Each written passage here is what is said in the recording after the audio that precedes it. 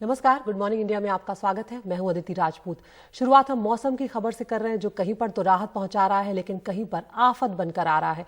उत्तराखंड में बादल फटने की खबर है। यहां के उत्तरकाशी जिले के मांडो गांव में हादसा हुआ है, जिसमें 3 लोगों की मौत हो गई है और 4 लोग लापता बताए जा रहे हैं। हादसे की जानकारी एसडीआरएफ ने दी है।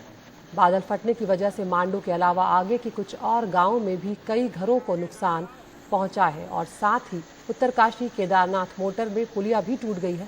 फिलहाल मौके पर एनडीआरएफ और एसडीआरएफ की टीमें मौजूद हैं और बचाव और राहत का काम जो है उसे किया जा रहा है। लेकिन बादल फटने के बाद अचानक से पानी का बहाव जो है वो बहुत तेजी से आया, जिससे कई घरों में, कई गाँव में पानी घुस गया है।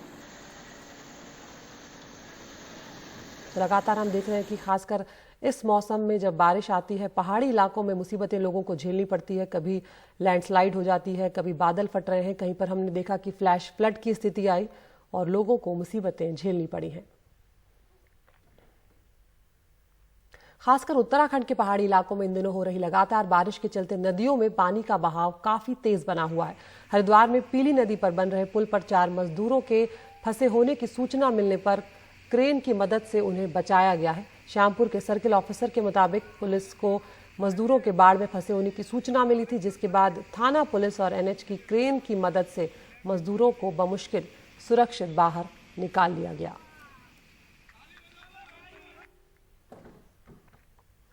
और उधर दिल्ली एनसीआर में लोगों का इंतजार फिर से एक बार खत्म हुआ है और बारिश हुई है। कई इलाकों में लंबे समय से बारिश का इंतजार कर रहे थे दिल्ली और एनसीआर के लोग। राहत मिली है उमस भरी गर्मी से। लगातार हो रही बारिश की वजह से कुछ जगहों पर हालांकि जलजमाव की स्थिति भी पैदा हुई है, जिसकी वजह से ट्रैफिक भी बाधित हुआ है। मौसम विभाग ने पहले ही दिल्ली में बारिश का अनुमान लगाया था और साथ ही आज और कल येलो अलर्ट भी जारी किया गया है मौसम विभाग की तरफ से।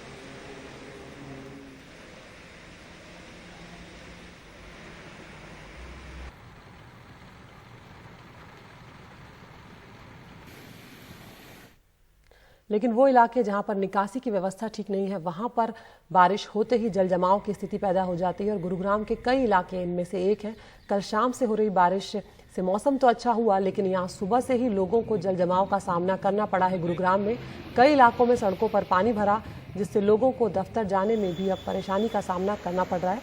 कई रिहायशी इलाकों में इतना पानी भर गया कि पार्किंग में खड़ी गाड़ियां भी डूबी हुई नजर आई हैं।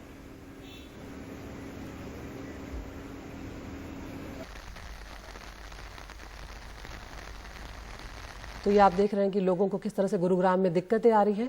और ये रिहायशी इलाकों में जब पानी घुस गया, उसके बाद इस तरह की तस्वीरें सामने आई, जब गाड़ियां भी लोगों की डूबी हुई नजर आई और घुटनों से भी ज़्यादा पानी जो है वो गुरुग्राम के इलाकों में भर गया है।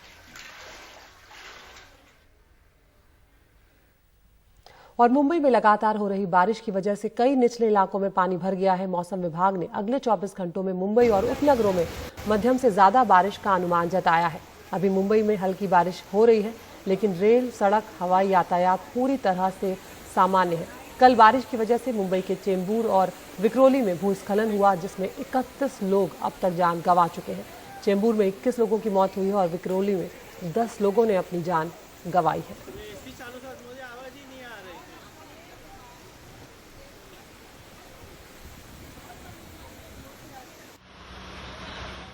रविवार को मुंबई बारिश से सराबोर रहा। शहर के कई इलाकों में पानी भर गया। शनिवार रात 11 बजे जो बारिश शुरू हुई तो रात भर नहीं थमी। सुबह होते होते कई इलाकों से हादसों की खबरें आने लगी। कम से कम 11 जगहों पर दीवारें ढह गई, लेकिन इनमें 2 हादसे ज्यादा भयानक रहे। चेंबूर के वाशीनाका इलाका और विक्रोली के सूर्यानगर इलाके में कुल 23 लोगों को जमीन धंसने, दीवार गिरने से जुड़े हादसों में मौत हो गई। जी, फिलहाल हम मौजूद है चेंबूर के वाशीनाका इलाके में, जहां पे कल रात भारी बारिश की वजह से लैंडस्लाइड की वजह से यहां पे एटलीस्ट 20 लोगों की मौत हो चुकी है पूरे मुंबई में। रात को 12:30 बजे हुआ है। BRC का कंपाउंड वॉल गिरा। हम लोगों ने 1 बजे से कॉल कर रहे, हमको इनका सेवा मिलता है 3:30 बजे। बीएसटी का लाइट का जल्दी बंदोबस्त हो जाता था और फायर ब्रिगेड आता था तो कुछ इलाज हो जाता था जल्दी, लेकिन बहुत लेट आ गई। मुझे लगता है 200 mm से ज्यादा बारिश हर जगह हुए है। मुंबई में जो फॉर्मल हाउसिंग की समस्या है वो हम उसको हल निकालने की कोशिश कर रहे हैं। तो कल की समस्या एक नेचुरल डिजास्टर थी, जो बारिश में बाढ़ आई, ऊपर से पानी और मिट्टी बह के आई, वो दीवार को तोड़ के आई है और वो दीवार पूरी आरसीसी की दीवार थी, यानी उतना जो फोर्स था पानी का वो कोई भी रोक नहीं सकता। केंद्र और राज्य सरकार ने प्रभावित लोगों के लिए मुआवजे का ऐलान किया। उधर बीजेपी विधायक आशीष शेलार ने शिवसेना की अगुवाई वाली बीएमसी पर आरोप लगाते हुए इन हादसों की जांच की मांग की।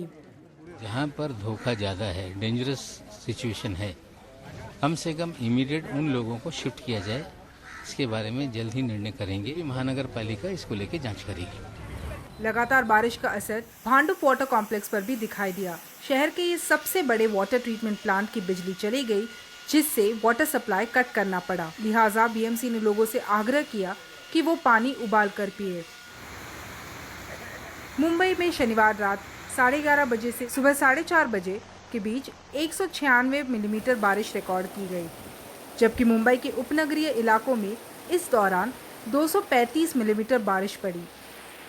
मौसम विभाग का अनुमान है कि मुंबई में ये भारी बारिश अगले 5 दिन भी जारी रहेगी। मुंबई से कैमरा पर्सन प्रवीण जी रोहित और राजेंद्र दयालकर के साथ पूर्वा चिटनिस, एनडीटीवी इंडिया। और महाराष्ट्र के नंदुरबार में भी एक हादसा हुआ। एक यात्री सवारी बस जो है वो खाई में गिर गई। सिद्धि दिगर घाट पर हुए हादसे में 8 लोगों की जान चली गई है। हादसे में मरने वाले सभी लोग मध्य प्रदेश के रहने वाले हैं। पुलिस के मुताबिक हादसा उस वक्त हुआ जब तोरणमल से सिद्धिमल गांव जा रही एक गाड़ी ने नियंत्रण खो दिया और खाई में गिर गई। इस हादसे पर प्रधानमंत्री ने दुख जाहिर किया है। उन्होंने मृतकों के परिजनों को 2.5 लाख रुपए और घायलों को 50-50 हजार रुपए देने का ऐलान भी किया है।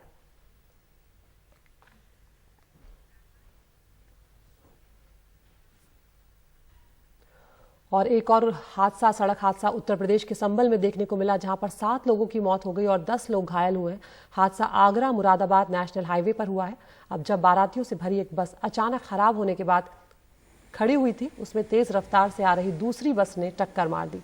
हादसे में दोनों बसों में सवार कई लोग हताहत हुए हैं। अब तक 7 लोगों की मौत और 10 से ज्यादा घायलों की खबर आई है। घायलों का इलाज अस्पताल में किया जा रहा है।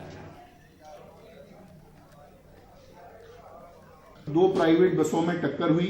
इस दुर्घटना में अभी तक जो मृतक हैं उनके शवों का पोस्टमार्टम और पंचनामा की कार्रवाई की जा रही है। अभियोग पंजीकृत कर लिया गया है। वो अन्य वैधानिक कार्रवाई की जा रही है। रास्ते में बस का टायर पंचर होने के कारण बस एक किनारे खड़ी थी। इसमें पीछे से दूसरी बस के द्वारा टक्कर मारी गई, जिससे यह दुर्घटना हुई।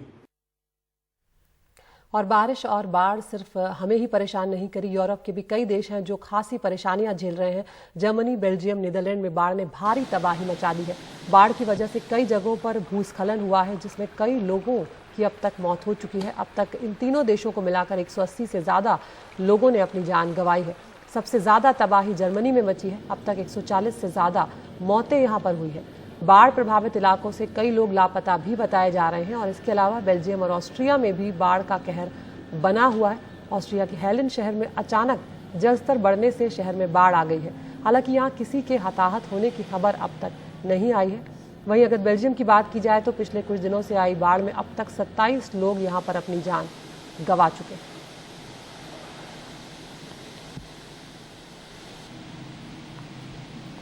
तो पश्चिमी यूरोप में खासकर बाढ़ ने खासी तबाही मचाई है और अकेला जर्मनी है जहां पर अब तक 140 से ज़्यादा मौतें हो चुकी हैं। कई लोग अपनी जान गंवा चुके हैं। और ऑस्ट्रिया में भी स्थिति बेहद ख़राब है, वहां भी बाढ़ अपना कहर बरपा रही है। ये बेल्जियम की तस्वीरें आप देख रहे हैं। यहाँ पर भी 27 से ज़्यादा लोगों की अब तक मौत की खबर आई है और यहाँ पर भी लोगों के लापता होने की खबर है। खासकर राहत और बचाव के काम में इस वक्त जो हालात है वहाँ पर, उसमें खासी दिक्कतों का सामना करना पड़ रहा है।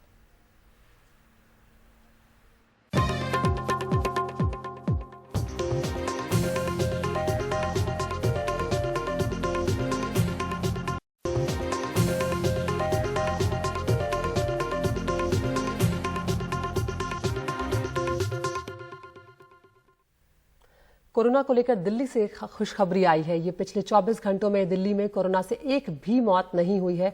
2 मार्च के बाद पहली बार ऐसा हुआ है जब किसी भी व्यक्ति ने कोरोना के चलते अपनी जान पिछले 24 घंटों में नहीं गंवाई है।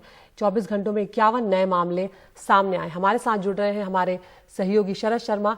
शरद, बहुत ही अच्छी खबर है, लेकिन ये हम सब जानते हैं कि कोरोना अभी गया नहीं है और जिस तरह से सरकार ने तमाम पाबंदियां लगाई, उसके बाद धीरे धीरे खोला, वो कदम कहीं ना कहीं अच्छे साबित हुए हैं। और एक चीज और शरद में मुझे यहाँ पर लगता है कि जब बाजार खोले गए, लेकिन जिन बाजारों में नियमों का उल्लंघन किया गया उन्हें तुरंत बंद कर देने का फैसला भी कहीं ना कहीं फायदेमंद साबित हुआ है दिल्ली के लिए। अदिति, थोड़ा सा मैं डेटा बता दूं कि जैसे अभी आपने बताया कि 2 मार्च के बाद पहली बार ऐसा हुआ है कि दिल्ली में 24 घंटे के अंदर कोई मौत रिपोर्ट नहीं हुई। तो फरवरी मार्च का महीना ऐसा था कि जब सबको ऐसा लग रहा था कि ये जो पैंडेमिक है ये एंडेमिक हो गया है। सरकारों ने भी बयान देने शुरू कर दिए थे, चाहे वो दिल्ली के स्वास्थ्य मंत्री हों, चाहे वो देश के स्वास्थ्य मंत्री हों, दोनों की तरफ से लगभग यही बात आनी शुरू हो गई थी कि अब ये खत्म हो गया है। लेकिन फरवरी महीने में 57 मौत हुई थी, मार्च के महीने में 117 मौत हुई थी और मार्च और ये अप्रैल और मई के महीने में 13,000 मौत दिल्ली के अंदर हुई। दिल्ली के अंदर आज तक जब से ये कोरोना शुरू हुआ है कुल 25,000 आधिकारिक रूप से मौत हुई है, जिसमें 13,000 मौत अप्रैल और मई के महीने में हुई हैं, जबकि फरवरी में 57 मौत और मार्च में 117 मौत हुई थी। तो इससे हमें ये समझना चाहिए कि भले ही ये जो कोरोना है उसका ग्राफ नीचे की तरफ जाता दिख रहा है, लेकिन हमें जो सतर्कता है वो नहीं खोनी है, क्योंकि जो नीचे जाता है वो ऊपर भी आता हुआ हम पहले ही देख चुके हैं। तो अब भले ही हमें ये दिखाई दे रहा है कि जून के महीने में 748 मौत हुई थी और जुलाई के महीने में अभी तक अच्छी खबर ये है कि केवल 50 मौत, अगर हम अप्रैल के हिसाब से देखेंगे तो कुछ भी नहीं लगेगा, लेकिन 50 मौत भी बहुत होती हैं। बिल्कुल। तो ये कहना होगा कि सतर्कता जो है वो नहीं खोनी है। जी शरद, एक संक्षेप में एक चीज और मैं जानना चाहूंगी कि अब तीसरी लहर का खतरा भी बना ही हुआ है, हम जानते हैं। ऐसे में क्या वो व्यवस्थाएं कर ली गई हैं ऑक्सीजन से संबंधित या दूसरी चिकित्सा संबंधी जो हमने अप्रैल और मई में जिन मुसीबतों का सामना किया था?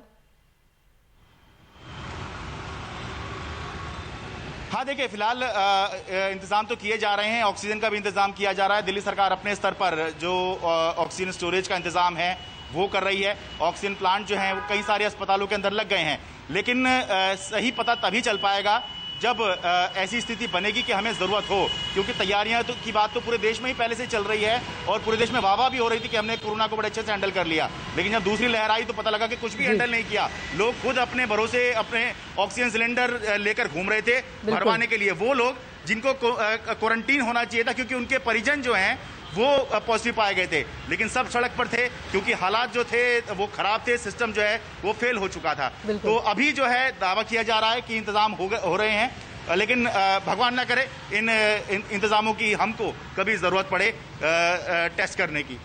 बिल्कुल शरद, बहुत शुक्रिया आपका इस तमाम जानकारी के लिए। इस वक्त बहुत ज़रूरी है कि ये जो मामले कम हुए हैं और एक भी मौत नहीं हुई है, इसे मेंटेन किया जाए क्योंकि खतरा अभी भी टला नहीं है। एक ब्रेक के लिए रुक रहे हैं।